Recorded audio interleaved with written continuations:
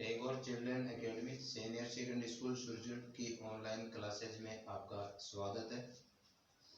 आज हम इस वीडियो में समरूप त्रिभुजों के क्षेत्रफल से संबंधित समस्याओं को हल करेंगे। अतः इनको सरलता से सीखने के लिए वीडियो को अंत तक जरूर देखें। जैसे क्वेश्चन नंबर 1 जो है यानी एक्सरसाइज 11.4, इसमें क्वेश्चन नंबर 1 है, उसको सत्य और असत्य के ऊपर आधारित का है, लेकिन एग्जाम की दृष्टि से सत्य और असत्य के क्वेश्चंस न होकर के उनसे संबंधित क्वेश्चंस होते हैं। तो यहाँ पर देखिए जो क्वेश्चन नंबर 1 का जो पहला पार्ट है उसमें आपको बताया गया है कि दो समरूप त्रिभुज उनकी भुजाओं का जो अनुपात कह रहा है कि 4:9 है। तो कह रहा है कि बताओ कि उनके क्षेत्रफल का जो अनुपात है वह 4:9 होगा क्या। तो ये कथन सत्य है या असत्य है। तो यहाँ देखिए दो त्रिभुज आपके पास में, त्रिभुज एक तो है ए बी सी और दूसरा जो त्रिभुज है मान लेते हैं कि वो पी क्यू आर। और जैसा कि बताया गया कि दोनों त्रिभुज जो समरूप है, तो यहाँ पर त्रिभुज ए बी सी और त्रिभुज जो पी क्यू आर है दोनों समरूप है। और जैसा कि आपने अध्ययन कर लिया कि यदि दो त्रिभुज समरूप होते हैं तो उनके क्षेत्रफल का तो अनुपात जो होता है यानी area of A B C बटे area of P Q R, यानी उनके क्षेत्रफल का जो अनुपात होता है वह उनकी संगत भुजाओं के वर्गों के अनुपात के बराबर होता है। जैसे ए बी स्क्वायर बटे पी क्यू स्क्वायर बराबर ए सी स्क्वायर बटे पी आर स्क्वायर बराबर बी सी स्क्वायर बटे क्यू आर स्क्वायर।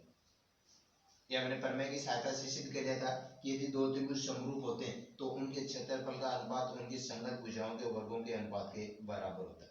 अब यहाँ पर देखिए जैसे ये कहे कि area of A B C बटे area of P Q R, और जैसा कि आपको यहाँ पर बताया गया है कि उनकी संगत भुजाएं जो है उन संगत भुजाओं का अनुपात कह रहा है कि 4/9 है। तो 4/9 का होल स्क्वायर बराबर 16/81। अतः उनके क्षेत्रफल का जो अनुपात हुआ, क्षेत्रफल का अनुपात वह अनुपात जो वह हो गया 16:81। जबकि आपको कह रहा है कि वह अनुपात 4:9 होगा। तो इसका अर्थ हुआ कि दिया गया जो कथन है वह असत्य है, क्योंकि यहाँ पर जो क्षेत्रफल का जो अनुपात होगा वह 16:81 होगा, नहीं कि 4:9 होगा। इसी प्रकार क्वेश्चन नंबर 1 जो है उसका दूसरा जो पार्ट है उसमें आपको दो त्रिभुज दे दिए गए हैं। एक त्रिभुज दे दिया गया है ए बी सी और दूसरा जो त्रिभुज है वह दे दिया गया आपको डी ई एफ। और ये कह रहा है कि उनके क्षेत्रफल का जो अनुपात है यानी area of A B C बटे area of D E F जो है, ये कह रहा है कि उनके क्षेत्रफल का जो अनुपात है यानी ए बी स्क्वायर बटे डी ई स्क्वायर बराबर, और वो क्षेत्रफल का जो अनुपात यानी दे रखा आपको 9/4। तो कह रहा है आपसे पूछ रहा है क्या ये दोनों त्रिभुज जो है वो सर्वांग सम होंगे। ये था क्वेश्चन कि त्रिभुज ए बी सी और त्रिभुज डी एफ जो है यानी area of A B C और डी ई एफ उनके क्षेत्रफल का अनुपात कह रहा है कि 9/4। आपने अध्ययन किया था कि अनुपातों की संगत भुजाओं के वर्गों के अनुपात के बराबर होता है। तो यहाँ पर ए बी स्क्वायर बटे डी ई स्क्वायर जो है ये मान हुआ 9/4, और यहाँ पर ए बी बटे डी ई निकाले दोनों पक्षों का वर्गमूल लेते हैं तो ये मान आ रहा है 3/2। तो यहाँ पर देखिए इन भुजाओं का जो अनुपात है ए डी ई का जो अनुपात है, यहाँ पर इसको अनुपात के रूप में लिखे तो ए बी अनुपात जो डी ई है यानी ए बी और डी का अनुपात वह 3:2 आ रहा है।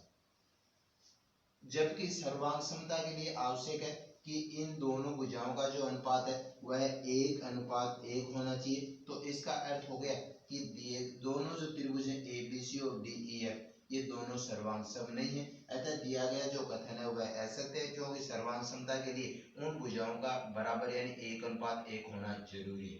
तो अतः क्वेश्चन नंबर जो पार्ट पहले का दूसरा पार्ट था तो इसमें आपको क्षेत्रफल की बातें रखी, इसका मतलब समरूप थे, लेकिन आवश्यक नहीं कि वो सर्वांग सम होंगे, और इसका कारण होगा कि उन भुजाओं का अनुपात 1:1 नहीं। तीसरा जो पार्ट है उस पार्ट में आपको बताया गया है कि यदि दो त्रिभुज समरूप हैं तो उनके क्षेत्रफल का जो अनुपात होता है वह उनकी संगत भुजाओं के वर्गों के समानुपाती होता है। जबकि आपने अभी अभी देखा था कि यदि कोई दो त्रिभुज है, जैसे मान लो कि ए बी सी और दूसरा जो त्रिभुज है डी ई एफ, ये दोनों त्रिभुज जो कह रहा है कि समरूप है, यानी त्रिभुज ए बी सी और त्रिभुज डी ई एफ जो है वो दोनों समरूप है। और जैसा कि दो त्रिभुज समरूप होते हैं तो उनके क्षेत्रफल का जो अनुपात होता है वह उनकी संगत भुजाओं के यानी area of A B C बटे area of D E F बराबर उनकी संगत भुजाओं ए बी स्क्वायर बटे डी ई स्क्वायर बराबर बी सी स्क्वायर बटे ई एफ स्क्वायर बराबर ए सी स्क्वायर बटे डी एफ स्क्वायर। तो यहाँ पर क्या है कि यदि दो त्रिभुज समरूप होते हैं तो उनके क्षेत्रफल का जो अनुपात होता है वह उनकी संगत भुजाओं के वर्गों के अनुपात के बराबर होता है। जबकि यहाँ पर कह रहा है कि समानुपाती होता है, तो दिया गया कथन है वो असत्य है, क्योंकि वो समानुपाती न होकर के भुजाओं का जो अनुपात होता है वो बराबर होता है। ये था क्वेश्चन नंबर 1 का तीसरा पार्ट। तो यहाँ पर दिया गया कथन है वो असत्य है, क्योंकि भुजाओं के वर्गों का जो है वो समानुपाती नहीं होते लेकिन वो बराबर होते हैं। इसी प्रकार चौथा पार्ट जो है उसमें आपको दो त्रिभुज दे दिए गए हैं, एक त्रिभुज एबीसी है और एक एक्स वाई है, और ये कह रहा है कि दोनों के जो त्रिभुज है वो समरूप है, तो उनका जो क्षेत्रफल का जो मान है वो समान है।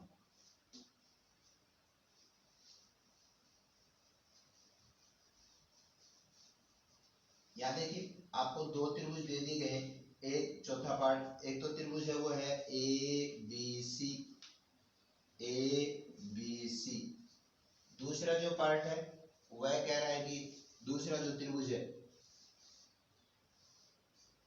ए एक्स वाई, और ये कह रहा है कि दोनों त्रिभुज वे समरूप है, यानी त्रिभुज ए बी सी और त्रिभुज ए एक्स वाई कह रहा है कि समरूप है। और दो त्रिभुज समरूप होते तो उनके क्षेत्रफल का जो अनुपात होगा वह उनकी संगत भुजाओं के वर्गों के अनुपात के बराबर होगा, यानी area of A B C बटे area of A X Y बराबर ए बी स्क्वायर बटे ए एक्स स्क्वायर बराबर बी सी स्क्वायर बटे एक्स वाई स्क्वायर बराबर ए सी स्क्वायर बटे ए वाई स्क्वायर। जैसा कि आपने अध्ययन किया था कि यदि दो त्रिभुज समरूप होते हैं तो उनके क्षेत्रफल का अनुपात होता है उनकी संगत भुजाओं के वर्गों के अनुपात के बराबर होता है। लेकिन यहाँ पर इस कथन में आपको दिया गया है कि दोनों के क्षेत्रफल जो है वो बराबर है, और बराबर होने का अर्थ हो गया कि एरिया ऑफ एबीसी और एरिया ऑफ एक्स वाई बराबर, तो इसका मान 1 हुआ। बराबर जैसे मान लीजिए आप इस भुजा को ले तो ए बी स्क्वायर बटे ए एक्स स्क्वायर, यहाँ पर वज्र गुणा करें तो ए बी स्क्वायर बराबर ए एक्स स्क्वायर, और यहाँ पर आपको प्राप्त हुआ कि ए बी बराबर ए एक्स। और इसी प्रकार से आप उन दोनों भुजाओं जैसे क्षेत्रफल का और इन भुजाओं के अनुपात के बराबर, तो यहाँ पर आपको मिलेगा बी सी बराबर एक्स वाई, और इसी प्रकार यहाँ पर इस भुजा को लें तो ए सी बराबर ए वाई। और आपसे पूछा गया क्या जो भुजाएं जो है वो कह रहा है कि एक्स वाई और बी सी संपाती हो सकती है, तो यहाँ देखिए बी सी और एक्स वाई जो भुजा है वो बराबर आ रहे, इसका मतलब संपाती हो सकती है। तो दिया गया कथन है वो सत्य है, क्योंकि यहाँ पर इन दोनों त्रिभुजों का क्षेत्रफल जो है वो बराबर कह रहा है। तो यहाँ पर जो इसको हल करें, जैसा कि आपको यहाँ पर बताया गया कि क्षेत्रफल का मान बराबर, इसका मतलब इसका मान 1 हो, और यहाँ पर आपको मिला कि ए बी बराबर ए एक्स, और इसी बराबर बी सी एक्स वाई के बराबर हो गए, ए सी ए वाई के बराबर हो गए, तो इसका अर्थ है कि बी सी भुजा जो है एक्स वाई के क्या होगी, संपाती हो। तो ये थे क्वेश्चन नंबर के 4 पार्ट, जिसमें सत्य और असत्य के ऊपर आधारित बातें करते हुए और उनको आपको कारण पूछा गया था कि ये कथन सत्य क्यों है या असत्य क्यों है। तो इससे संबंधित जो क्वेश्चंस होते हैं वो बस आपको जैसे ये कह दिया कि त्रिभुज एबीसी और एक्सवाई जो है ये कह रहा है कि दोनों त्रिभुज समरूप है, तो क्या बीसी और एक्सवाई संपाती है, तो यहाँ पर इस तरह से इसको हल किया जा सकता है। क्वेश्चन नंबर 2 में देखिए आपको दो त्रिभुज है, एक त्रिभुज है ए बी सी, त्रिभुज ए बी सी, और दूसरा जो त्रिभुज है वह है डी ई एफ, ये दो त्रिभुज, और इनमें आपको कहा गया है कि दोनों त्रिभुज जो है ये कह रहा है कि समरूप है, यानी त्रिभुज ए बी सी और त्रिभुज डी ई एफ जो है ये दोनों कह रहा है कि समरूप। और यहाँ पर उससे संबंधित जैसे आपको दे दिया गया है कि एरिया ऑफ जो एबीसी जो है वह 64 वर्ग सेंटीमीटर के बराबर, यानी area of A B C equal to 64 वर्ग सेंटीमीटर। इसी प्रकार से area of D E F जो है वह बराबर 121 वर्ग सेंटीमीटर। और फिर आपको इस त्रिभुज की भुजा ई एफ जो है वह दे दिया गया है 15.4 सेंटीमीटर के बराबर, 15.4 सेंटीमीटर। तो कह रहा है कि बताओ इस त्रिभुज की भुजा बीसी कितनी होगी। तो यहाँ पर देखिए क्षेत्रफल की बातें करें और यहाँ पर दोनों त्रिभुज समरूप कह रहा है। और जैसा कि आपने अध्ययन कर लिया कि यदि दो त्रिभुज समरूप होते हैं तो उनके क्षेत्रफल का अनुपात उनकी संगत भुजाओं के वर्गों के अनुपात के बराबर होता है। यानी area of A B C बटे area of D E F बराबर उनकी संगत भुजाएं ए बी स्क्वायर बटे डी ई स्क्वायर बराबर बी सी स्क्वायर बटे ई एफ स्क्वायर बराबर ए सी स्क्वायर बटे डी एफ स्क्वायर। ये है संगत भुजाओं का अनुपात। अब यहाँ पर देखिए आपको कह रहा है कि संगत भुजाएं समानुपाती होती हैं। तो यहाँ पर आपको भुजा ई एफ कह रहा है, ये ई एफ का मान 15.4 सेंटीमीटर दिया हुआ है। तो ई एफ के संगत भुजा जो है बी सी है। तो यहाँ पर बी सी और ई एफ को लेते हुए इसको हल करें तो देखिए यहाँ पर area of A B C बटे area of D E F जो है बराबर बी सी स्क्वायर बटे ई एफ स्क्वायर। अब यहाँ पर ए बी सी जो है उसका क्षेत्रफल आपको 64 वर्ग सेंटीमीटर के बराबर दिया हुआ है, 64 वर्ग सेंटीमीटर। डी ई एफ इसका क्षेत्रफल 121 वर्ग सेंटीमीटर दिया हुआ है। बी सी का जो मान है वह आपको ज्ञात करना है कि बताओ बी सी की लंबाई क्या होगी। तो बी सी स्क्वायर बटे ई एफ का जो मान 15.4 है तो 15.4 का वर्ग। अब देखिए इसको हल करने का जो सरलतम तरीका यह है कि दोनों पक्षों का वर्गमूल ले लेंगे। तो यहाँ पर वर्गमूल लेंगे तो मान हो गया 8/11 बराबर यहाँ वर्गमूल लेंगे तो BC बटे 15.4 और इस प्रकार वज्र गुणा करते हुए 11 गुणा BC बराबर 15.4 गुणा 8 और BC का मान निकालें तो BC बराबर 15.4 गुणा 8/11। जहाँ पर इसको 11 और 15.4 को हल करें तो मान आ रहा है आपके पास 1.4 गुणा 8 और बराबर 11.2।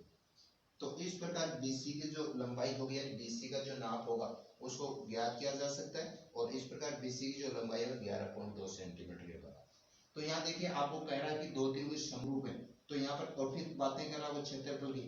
तो दो त्रिभुज समरूप है और क्षेत्रफल की बातें कर, तो सबसे पहले जो ध्यान रखने की बातें वो ये है कि ABC और जो D है उनके क्षेत्रफल का अनुपात होगा उनकी संगत भुजाओं के वर्गों के अनुपात के बराबर होगा। और यहाँ पर फिर EF का मान दे रखा तो आपको ये देखना है कि यहाँ पर देखिए EF जो ये EF रही इसके संगत जो भुजा है BC है।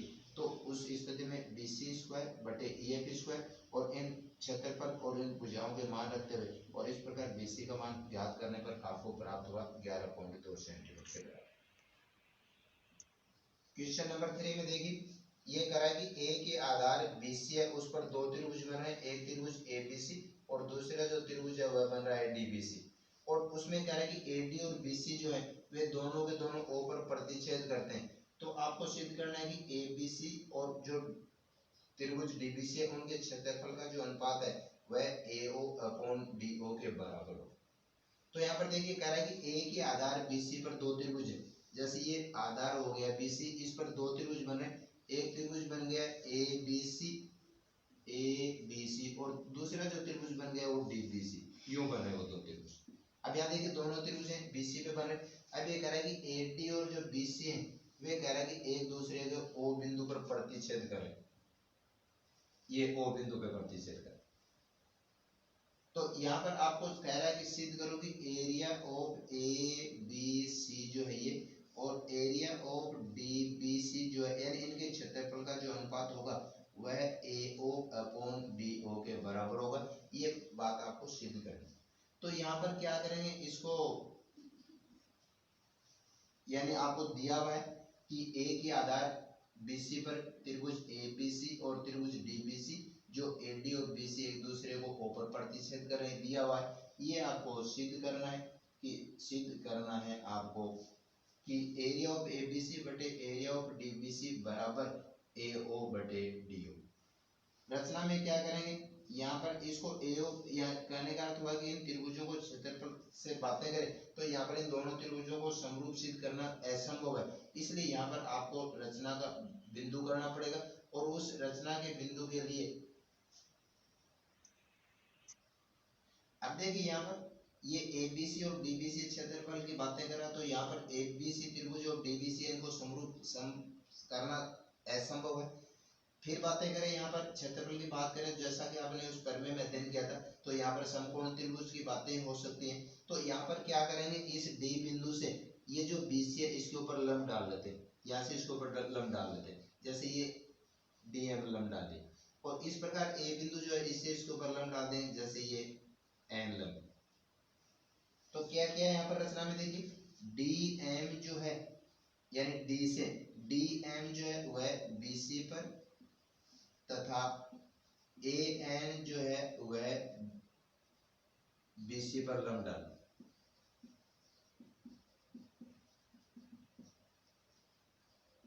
अब लंब डालने के बाद में देखिए यहाँ पर आपके पास में दो त्रिभुज उपलब्ध हो रहे हैं। एक तो त्रिभुज हो रहा है आपके पास में डी एम ओ, ये त्रिभुज डी एम ओ, और दूसरा जो त्रिभुज है वह हो गया आपके पास में ए एन ओ।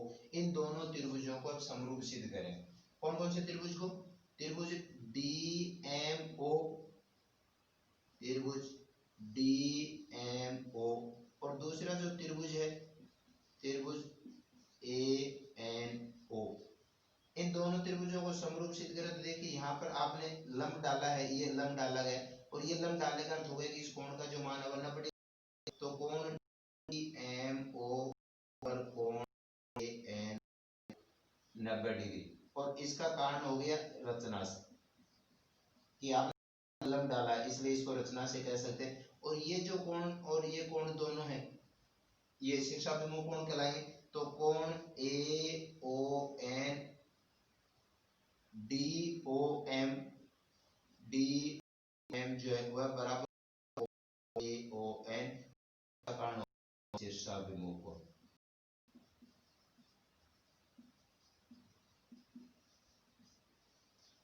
और इसलिए इसको कह सकते हैं कि ए नियम से दो कोण है तो में दोनों त्रिभुज, जैसे आपको पहले यहाँ पर त्रिभुज एबीसी की बातें इसलिए त्रिभुज ए कहते हैं ताकि उसमें भुजाओं का अनुपात हो गलत होने की संभावना ही नहीं हो। तो इसका अर्थ हो गया कि त्रिभुज जो ए एन ओ जो है वो और त्रिभुज डी एम ओ जो है ये दोनों त्रिभुज हो गए समरूप। और यदि दो, जैसा कि अभी आपने पढ़ा था कि यदि दो त्रिभुज समरूप होते हैं तो उनकी संगत भुजाएं समानुपाती होती हैं। तो त्रिभुज देखिए यहाँ पर ये लंब डाला गया है, यहाँ से ये लंब डाला गया है, तो इसको क्या कहेंगे कि ए एन बटे डी एम बराबर, यहाँ इस ओ बिंदु से ये दूरी जिसको ओ एन कहेंगे, यहाँ से इसकी दूरी ओ एन, तो ओ एन बटे ओ एम बराबर, और जो तीसरी भुजा बची आपके पास में ए ओ बटे डी, ए ओ बटे, जिसको लिए समीकरण नंबर 1 करें। देखिए ये दोनों जो त्रिभुज है ए और डी एम ओ दोनों के दोनों A N O D M O ये दोनों त्रिभुज आपने समरूप सिद्ध कर लिए। और यदि दो त्रिभुज समरूप होते हैं तो जो समरूपता के नियम थे उसके अनुसार यहाँ पर यदि दो त्रिभुज समरूप है तो उनकी संगत भुजाएं क्या होती है, समानुपाती होती है। अब देखिए यहाँ पर ये जो त्रिभुज ए बी सी जो है यहाँ पर ये जो ए एन लंब डाला गया, और जैसा कि आपने अध्ययन कर लिया था कि किसी त्रिभुज में यहाँ से इसके ऊपर लंब डालें तो ये जो त्रिभुज है एक समकोण त्रिभुज का रूप धारण कर लेता है। और समकोण त्रिभुज का जो क्षेत्रफल था वह था 1/2 आधार गुणा ऊंचाई। तो यहाँ पर देखिए area of A B C जो है, area of A B C बराबर 1/2 इंटू आधार जो है ये बीसी और इंटू जो ऊंचाई है वह जो डाला गया था ए है, जिसको समीकरण नंबर 2 नाम दे दें।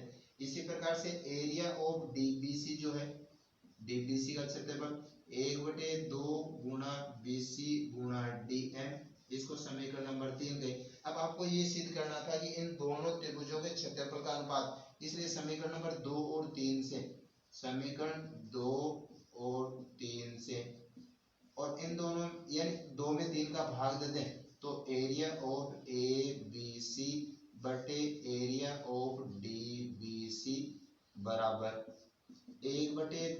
गुणा BC गुणा AN बटे 1/2 गुणा BC गुणा DM। और यहाँ देखिए 1/2 से 1/2 भाग लग रहा है, BC से BC का भाग लग रहा है, तो प्राप्त मान जो है AN बटे DM, यानी एरिया ऑफ ABC बटे एरिया ऑफ DBC बराबर AN बटे DM, और जिसको समीकरण नंबर 4 का। अब देखिए समीकरण नंबर 1 जो है उसमें आपसे कह रहा था AN बटे DM जो है वह AO बटे DO के बराबर है। तो यहाँ पे समीकरण नंबर 1 और 4 जो है, समीकरण नंबर 1 और 4 से इन दोनों से प्राप्त हुआ त्रिभुज एरिया ऑफ ABC बटे एरिया ऑफ DBC बराबर AO बटे, यहाँ पर AN बटे DM इसका मान समीकरण नंबर 1 से AO बटे DO के, और जैसा कि आप बटे DO पूछ रहा था इसलिए इसको AN बटे DM को समीकरण नंबर परिवर्तित करने पर इस प्रकार दोनों त्रिभुजों का जो क्षेत्रफल है वह प्राप्त हुआ AO बटे DO। तो यहाँ पर क्या था कि ये दोनों त्रिभुजों का क्षेत्रफल ज्ञात अनुपात ज्ञात करने के लिए यहाँ पर दोनों त्रिभुजों का समरूप होना जरूरी था, लेकिन वो समरूप किसी स्थिति में नहीं कर सकते आप, और इसलिए उसको समरूप समकोण त्रिभुज का रूप दे दिया गया। तो यहाँ से इसके ऊपर लंब डाला गया, यहाँ से इसके ऊपर लंब डाला गया, और इस प्रकार ये जो दोनों त्रिभुज बने इन दोनों त्रिभुजों को समरूप सिद्ध करते हुए और प्राप्त जो है कि समरूप त्रिभुजों की संगत भुजाएं समानुपाती होती है। लंब डालने का अर्थ हो गया कि यहाँ पर ये समकोण त्रिभुज हो गए, और जहाँ पे इनका क्षेत्रफल जो है वह 1/2 गुना आधार गुना ऊंचाई लेते हैं, और इन दोनों त्रिभुजों का क्षेत्रफल का अनुपात ज्ञात किया गया। और इस प्रकार AN बटे DM जो समीकरण नंबर 1 से वह AO बटे DO के बराबर, इसलिए इसको AO बटे DO में परिवर्तित करते हुए और इस प्रकार प्राप्त जो मान है कि एरिया ऑफ ABC और एरिया ऑफ DBC यानी दोनों क्षेत्र त्रिभुज के क्षेत्रफलों का अनुपात है वह AO बटे DO के